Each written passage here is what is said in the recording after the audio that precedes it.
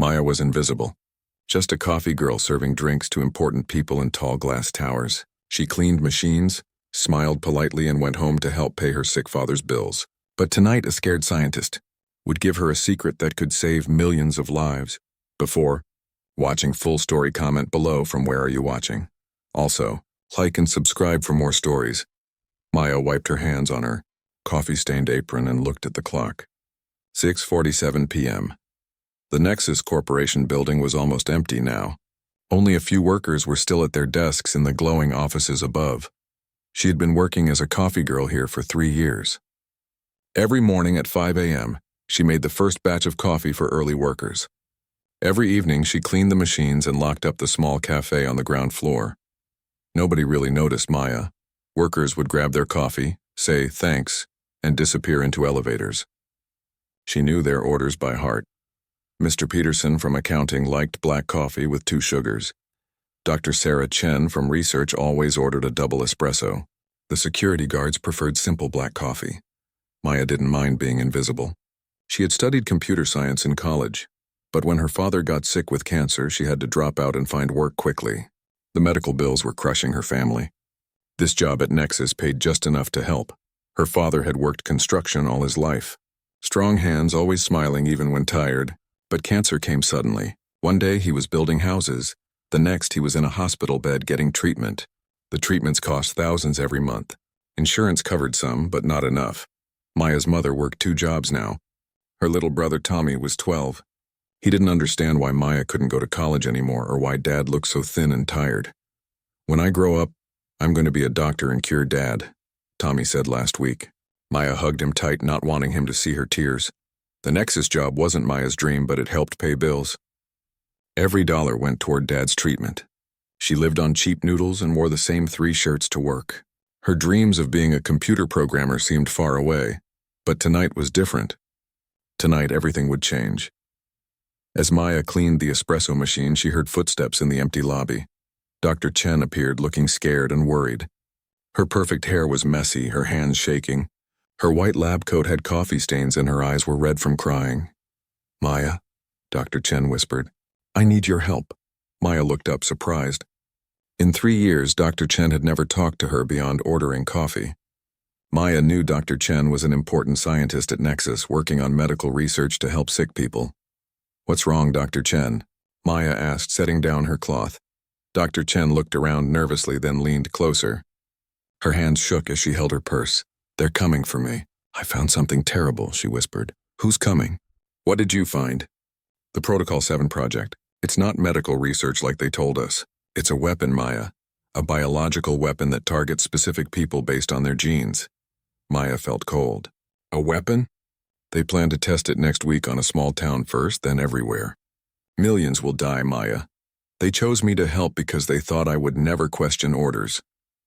Tears streamed down Dr. Chen's face. "I have a daughter, Maya.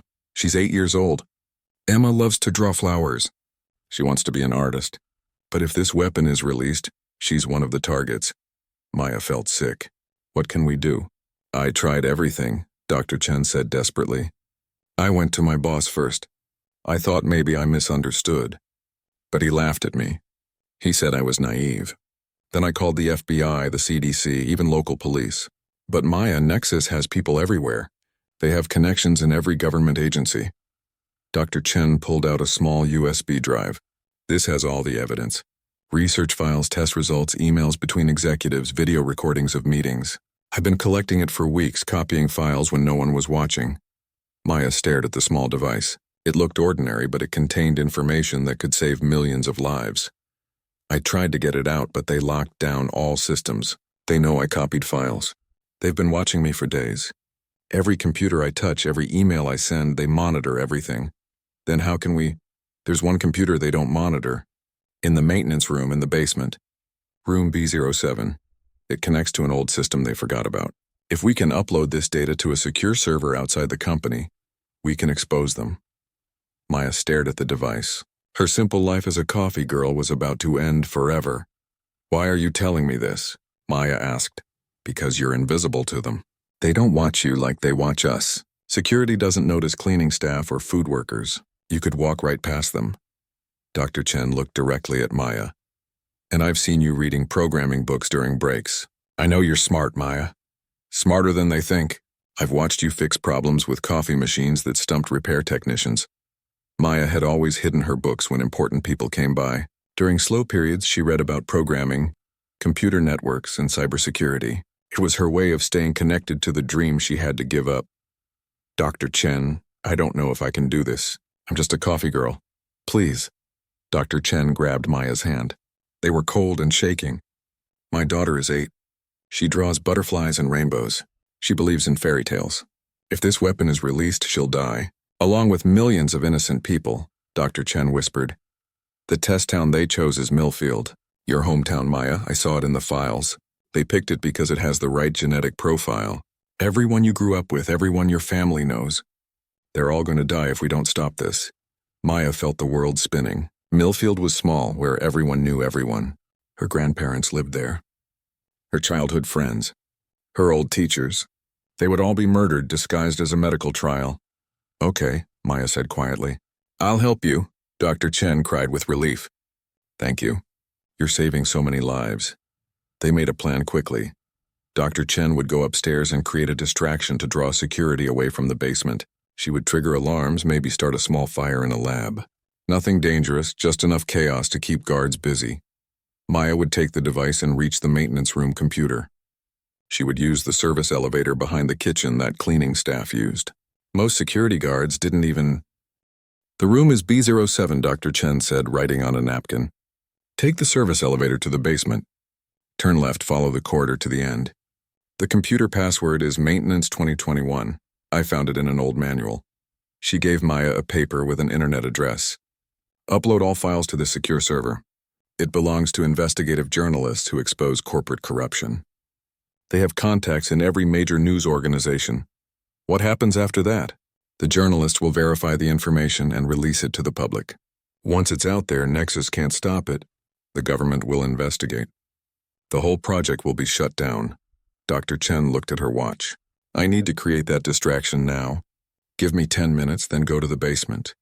And Maya, if they catch you, don't mention my name. Say you found the device somewhere. I won't let you take the blame. Maya nodded, though her heart pounded. She had never done anything like this. The most rebellious thing she'd ever done was take an extra cookie from the staff room. Dr. Chen hugged her quickly, then disappeared into the elevator. Maya watched the numbers light up as Dr. Chen rose toward the research floors. 15, 20, 25, 30. Maya waited, counting seconds. She tried to calm her breathing and stop her hands from shaking. She thought about her father, weak from treatment but still trying to smile in the hospital. She thought about Tommy, who trusted her to take care of the family. She thought about all the people in Millfield who had no idea what was coming. After 10 minutes, Maya heard alarms going off upstairs. Emergency lights flashed in the lobby. She could hear running footsteps and security radios crackling. It was time. Maya locked up the coffee shop, grabbed her cleaning supplies to look normal, and went to the service elevator behind the kitchen. The basement was a maze of pipes, electrical systems, and storage rooms. Maya had only been down here a few times for cafe supplies. Fluorescent lights flickered and buzzed, creating dancing shadows on concrete walls. The air smelled like cleaning chemicals and old paper. She followed Dr. Chen's directions, turning left and walking down a long corridor. Her footsteps echoed, and every sound made her jump. The alarms rang faintly above, but down here everything was quiet and scary. She passed doors. B01, storage. B02, electrical. B03, plumbing. B04, archive files. What was she doing? She was just a coffee girl. She made lattes and cleaned cups. She wasn't a spy, but she thought about Dr. Chen's daughter Emma, who drew butterflies and believed in fairy tales. She thought about all the children in Millfield who played where Maya had played as a child. She thought about Tommy, who wanted to be a doctor to help people. Room B07 was at the corridor's end, just like Dr. Chen said. The door was plain metal with a small window. Maya looked through and saw an old computer on a metal desk surrounded by manuals, repair tools, and papers. The door was unlocked. Inside, the maintenance room was cramped and cluttered. Walls were covered with charts showing the building's electrical systems, plumbing diagrams, and work schedules. There was a moldy coffee cup on the desk and a calendar that hadn't been changed since last year. The computer was ancient, at least 10 years old. The monitor was thick and heavy, the keyboard yellowed with age. Maya turned it on and waited as it slowly booted up. The fan whirred loudly and the hard drive made clicking sounds. Finally, the login screen appeared. Maya typed the password, Maintenance 2021. The screen unlocked, showing a basic desktop with folders labeled Work Orders, Supply Inventory, and Building Schematics. Maya inserted the USB device. Immediately, hundreds of files appeared. Research documents with names like Protocol 7 Phase 3 Testing and Genetic Target Analysis. Video files labeled with dates and meeting rooms. Email conversations between Nexus executives with subject lines that made Maya's stomach turn. Just glancing at file names, Maya could see how horrible this project was. Files about population reduction strategies and asset acquisition. Post-deployment, these people weren't just planning to kill millions. They were planning to profit from it afterward. Maya opened the web browser. It took forever to load. This computer was so old it barely worked. Finally, she navigated to the secure server address. The website looked simple, just a black screen with a file upload box and secure anonymous document transfer. Maya selected all files and began uploading. A progress bar appeared. Uploading 847 files, 0% complete. As files slowly transferred, Maya started reading documents. What she saw made her sick and angry. Protocol 7 wasn't just a biological weapon. It was designed to target genetic markers common in certain ethnic groups, people with disabilities, and individuals with genetic conditions that made them expensive for healthcare. The weapon would be released disguised as a new vaccine for a fake disease that Nexus scientists had invented. The company planned to offer the vaccine to populations they considered undesirable or economically burdensome. Within weeks of getting the shot, people would develop symptoms that looked like natural illness. They would die quietly in hospitals and no one would suspect murder. But that wasn't the worst part. Maya found files showing that after targeted populations died, Nexus planned to move into those areas to harvest natural resources, build factories, and develop real estate. They would make billions by committing genocide and stealing land from the dead. The test town, Maya's hometown of Millfield, was selected because it sat on top of rare earth minerals that Nexus wanted to mine. People had no idea they were living on a fortune, or that their lives were considered obstacles to corporate profit. Maya's hands shook as she read the plan details. They would set up a fake medical clinic in Millfield next week. They would offer free vaccinations against a new disease outbreak. The town's elderly, disabled residents and families with certain genetic backgrounds would be specifically targeted and encouraged to get the vaccine first. Maya found a list of names, people from Millfield marked for elimination. Her heart stopped when she saw familiar names: Mrs. Rodriguez, who taught her in 3rd grade; Jimmy Watson, who had Down syndrome and worked at the grocery store, always greeting customers with a huge smile; the Murphy family, who had 5 children and struggled financially, and there near the bottom was her own family's name. Her father was marked because his cancer treatments were expensive. Her little brother Tommy was listed because he was born with a minor genetic condition requiring medication. Maya realized she was crying. These monsters were planning to murder her family, friends, her entire community, and they were going to make money doing it. She looked at the computer screen. 45% complete, 50%, 60%. Suddenly, she heard footsteps in the corridor outside. Heavy boots. Multiple people. Getting closer, Maya's heart stopped. They had found her. "Check every room," she heard a voice say. "Dr. Chen's access card was used down here 20 minutes ago. Someone helped her get to the basement." Maya looked at the screen. 75% complete. She needed more time. Footsteps got closer. Room by room, they checked each door. She could hear them talking into radios, coordinating their search. 80% complete. Maya heard them trying the door handle to B06, the room next to hers. The door rattled as they tested if it was locked. 5% complete. They were moving to the next room. B07. Her room. 90% complete. Maya quickly minimized the upload window and opened a different program, trying to look like she was doing maintenance work. Her hands shook so badly she could barely use the mouse. 5% complete. The door handle to B07 turned slowly. 96% complete. The door opened, and 3 security guards in black uniforms stepped in. They wore bulletproof vests and carried weapons. The lead guard was tall and muscular with cold eyes. 7% complete. The guard saw Maya at the computer. She tried to look calm and innocent like she was just doing her job. "What are you doing down here?" the lead guard asked. Maya's voice squeaked. "Cleaning. I'm supposed to dust computers and empty trash cans." 98% complete. The guard stepped closer to look at the computer screen. Maya had opened a text file with building maintenance schedules. It looked boring and normal. "This room is restricted," the guard said. "Cleaning staff isn't supposed to be here." 90% complete. "I'm sorry," Maya said, trying to sound confused and apologetic. "My supervisor told me to clean all basement rooms. I didn't know this one was different." The guard was suspicious. He looked around the room, then back at Maya. "What's your name?" "Maya Patel. I work in the coffee shop upstairs." 100% complete. "Upload successful." Maya saw the confirmation message flash briefly, then disappear. It was done. The files were out there now, beyond Nexus Corporation's reach. "You need to come with us," the guard said, reaching for Maya's arm. "Why? What did I do wrong?" Maya stood up, trying to look innocent and scared, which wasn't hard since she was terrified. "There's been a security breach tonight. We're questioning all staff still in the building." As guards escorted Maya out, she felt fear and pride. She was probably in terrible trouble. But the files had been uploaded successfully. Dr. Chen's evidence was now with journalists who could expose Nexus Corporation's evil plan. Guards took Maya to a small holding room in the basement. It was like a prison cell with concrete walls, a metal table, and 2 uncomfortable chairs. Maya sat alone for what felt like hours, wondering what would happen next. Would they arrest her? Make her disappear? She thought about her family and hoped they would understand why she had done this. She could hear commotion above. More sirens, footsteps, people shouting orders. Something was happening, but Maya didn't know what.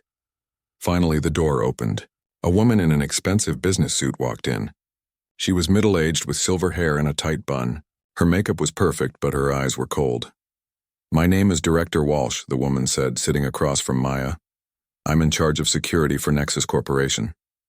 Maya said nothing. She decided to stay quiet until she understood what was happening. "You've caused us quite a problem tonight, Maya. May I call you Maya?" Still nothing. Director Walsh opened a leather folder and spread photographs on the table. Maya's blood ran cold when she saw them. Pictures of her family. Her parents walking out of their apartment. Her little brother Tommy playing in the school playground. Her grandmother hanging laundry in her backyard. "We know who you are, of course," Director Walsh said in a calm, friendly voice that made the threat more terrifying. "Maya Patel, age 22, works in our ground floor cafe. Lives at 47 Cedar Street with your parents Raj and Priya. Patel, your father is receiving cancer. Treatment at St. Mary's Hospital." Maya's hands clenched into fists under the table. "We know your brother Tommy attends Lincoln Middle School. He walks home alone every day at 3:30 p.m. We know your mother works 2 jobs to help pay for your father's medical bills.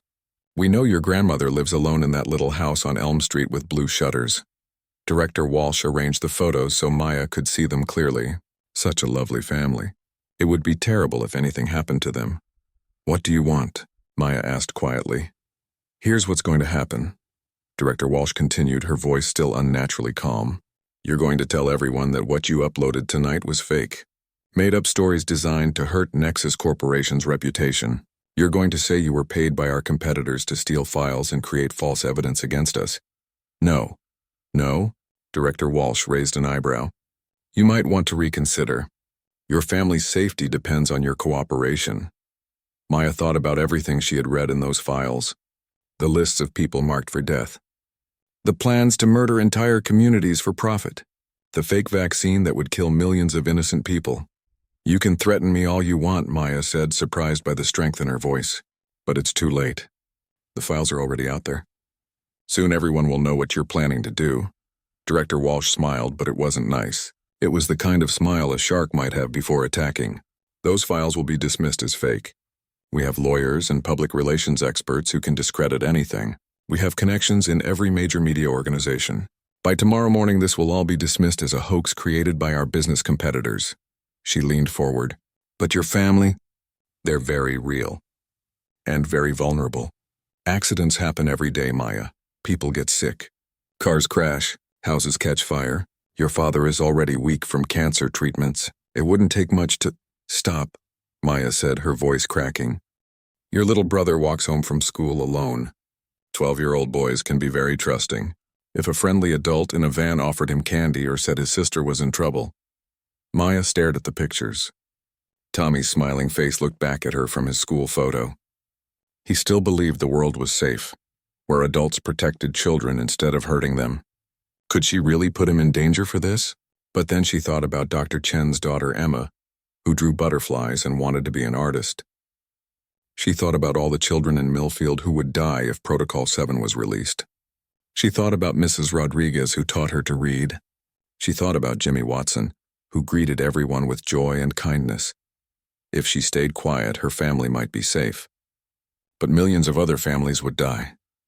I won't lie for you, Maya said quietly but firmly. Director Walsh's expression hardened. Her friendly mask slipped away, revealing something cold and cruel underneath. Then you've made a very foolish choice, young lady. Before Director Walsh could say anything else, the lights suddenly went out. Emergency lighting kicked in, bathing everything in eerie red glow. An alarm started blaring above. What's happening? Director Walsh spoke urgently into her radio. A crackling voice responded. Ma'am, we have a major problem. Those files that were uploaded tonight, they're everywhere. Every major news network, social media platforms, government websites, international organizations. Someone activated an automatic distribution system. Director Walsh turned to Maya with fury in her eyes. What did you do? How did you set up an automatic system? Maya was confused too. She had only uploaded files to one server. She didn't know anything about automatic distribution. The radio crackled again. Ma'am, we found a message from Dr. Chen. She left it in her laboratory before she jumped from the roof. She says she programmed the files to automatically spread across the internet if she didn't check in every hour with a special security code. Maya felt her heart break. Dr. Chen was dead. She had sacrificed herself to make sure the truth got out, knowing Nexus would kill her once they discovered what she had done. Director Walsh was screaming into her radio now, trying to coordinate damage control. Shut down our internet connections. Call our legal team. Contact our people in the media. We need to contain this. But it was too late. The truth about Protocol 7 was spreading faster than they could contain it. Dr. Chen had been brilliant. She had set up a dead man's switch that would automatically release the evidence if anything happened to her. Over the next few hours, as Maya sat in that basement room, she could hear the chaos building above her. Police sirens wailing outside, helicopters circling the building, crowds of reporters gathering on the street. Angry voices shouting through megaphones. Maya learned later what had happened during those hours. The files Dr. Chen had compiled were devastating.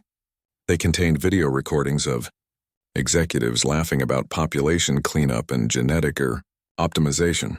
They had email chains discussing which ethnic groups to target first and which diseases to blame for the deaths. They had financial projections showing how much profit Nexus would make from each cleared community. The evidence was so overwhelming and detailed that no one could dismiss it as fake. Medical experts confirmed that the biological weapon described in the files was scientifically possible. Government officials admitted they had been investigating Nexus for months, but hadn't been able to gather enough evidence until now. Dr. Chen's sacrifice had worked. The story was everywhere within hours. Government officials were calling for immediate investigations. International health organizations were condemning Nexus Corporation. Stock prices were crashing. Protests were erupting outside Nexus facilities around the world. Finally, just as the sun was rising, FBI agents arrived at the Nexus building and took Maya into protective custody. As they led her out of the basement, she saw dozens of Nexus executives being arrested and led away in handcuffs. Director Walsh was among them, still trying to make phone calls to lawyers even as federal agents read her rights. The scene outside the building was incredible. Hundreds of reporters with cameras and microphones, angry protesters holding signs demanding justice, FBI agents carrying boxes of evidence, police cars and government vehicles everywhere. Maya was taken to a safe house where federal agents interviewed her for hours, getting her testimony about everything that had happened. She told them about Dr. Chen's desperate request for help, about the files she had uploaded, about Director Walsh's threats against her family. The agents assured her that her family would be protected. Within hours, FBI teams had taken Maya's parents, brother, and grandmother to secure locations where Nexus couldn't hurt them. The next few weeks were a blur of court appearances, congressional hearings, and media interviews. Maya found herself at the center of one of the biggest corporate scandals in history. The coffee girl who brought down Nexus became a household name around the world. But Maya didn't feel like a hero. Every night she cried thinking about Dr. Chen, who had died to save her daughter and millions of other people. She felt sad and overwhelmed by all the attention. She had just wanted to help save lives. She never expected any of this. The government investigation revealed that Protocol 7 was even worse than they had initially thought. Nexus had been working on biological weapons for years, selling them to dictatorships and terrorist organizations around the world. They had already tested earlier versions of their weapons on small villages in poor countries, killing thousands of people and covering it up as natural disease outbreaks. The company had connections to human trafficking networks, illegal organ harvesting operations, and environmental destruction projects. They were essentially a criminal organization disguised as a medical research company. Hundreds of Nexus executives were arrested in countries around the world. The company was shut down permanently, its assets seized by governments to compensate victims. The Protocol 7 project was canceled just 2 days before the test in Millfield was scheduled to begin. Maya's family was placed in witness protection until all the trials were over. Her little brother Tommy thought it was exciting, like being in a spy movie. He didn't fully understand how close he had come to being murdered. Maya's parents were proud of her, but worried about what would happen to their lives now that everything had changed. Her father's cancer treatments continued, but now the government was paying for them as part of witness protection. For the first time in years, Maya's family wasn't struggling with medical bills. During one of the court hearings, Maya met Dr. Chen's daughter, Emma. She was a beautiful 8-year-old girl with her mother's intelligent eyes and her father's shy smile. She had been placed with a loving adoptive family, relatives of Dr. Chen who lived in another state. "Thank you for helping my mom," Emma said, hugging Maya tightly. "She told me before she died that there were good people in the world who would fight for what's right. She said you were one of them." Maya cried then for the first time since this whole ordeal had started. Dr. Chen had died believing that Maya was brave and good. Maya hoped she could live up to that belief for the rest of her life. After all the trials were over and the Nexus executives were convicted, Maya was offered jobs at major technology companies, government agencies, and nonprofit organizations. Everyone wanted to hire the woman who had exposed the biggest corporate conspiracy in modern history. But Maya decided to do something different. She used the reward money from the government to go back to school and finish her computer science degree. Then she started a small organization that helped other whistleblowers safely expose corporate wrongdoing and government corruption. She called it the Sarah Chen Foundation, for truth and justice, in honor of the brave scientist who had sacrificed everything to save innocent lives. Maya's foundation developed secure communication systems that allowed people to safely report crimes and corruption without being identified. They provided legal support for whistleblowers who faced retaliation from powerful organizations. They worked with journalists around the world to investigate and expose corporate crimes. Maya never forgot that she had been just the coffee girl. But she learned that sometimes the most important people are the ones nobody notices, the ones who see everything, hear everything, but are invisible to those in power. The cleaning staff who overhear secret meetings, the security guards who see who comes and goes, the administrative assistants who process important documents. These invisible people often have access to the information that powerful people want to keep hidden. Maya's foundation made sure they had a safe way to speak up when they witnessed wrongdoing. 5 years after the Nexus scandal, Maya was giving a speech at an international conference about corporate ethics and whistleblower protection. In the audience, she spotted a familiar face, Emma Chen, now 13 years old, sitting with her adoptive parents. Emma had grown into a beautiful teenager who looked remarkably like her mother. She was taking notes during Maya's speech, writing in a notebook with stickers of butterflies on the cover. After the speech, Emma came up to Maya with her adoptive parents. "I'm going to study computer science and journalism," Emma announced with confidence. I want to help people like you and my mom did. I want to make sure that bad people can't hurt innocent families." Maya smiled and gave Emma a long hug. "The world needs more people like your mom," she said. She was the real hero in this story. "No," Emma said seriously, sounding wise beyond her years. "You were both heroes. You just did it in different ways. Mom found the truth and you made sure everyone learned about it. Heroes work together." As Maya watched Emma walk away with her new family, she thought about how one moment of courage can change everything. Dr. Chen had chosen to trust her with the most important information in the world. Maya had chosen to act on that trust even though she was scared and didn't know what would happen. She was no longer just the coffee girl. But she would never forget where she came from, or the day when everything changed forever. She would never forget that ordinary people, invisible people, can do extraordinary things when they choose to stand up for what's right. Maya learned that courage isn't about not being afraid. It's about doing what's right even when you are terrified. It's about standing up for people who can't stand up for themselves. It's about choosing to act when it would be easier to look away and pretend you didn't see anything. Sometimes the most ordinary people are called to do extraordinary things. Sometimes the person serving coffee in the lobby, or emptying trash cans or cleaning bathrooms, is actually the person who will save the world. She was just the coffee girl. Until she activated a classified protocol that saved millions of lives and changed the world forever. And she spent the rest of her life making sure that when other ordinary people found themselves in extraordinary situations, they had the support and protection they needed to do the right thing. Because sometimes, the person nobody notices is exactly the person everyone needs.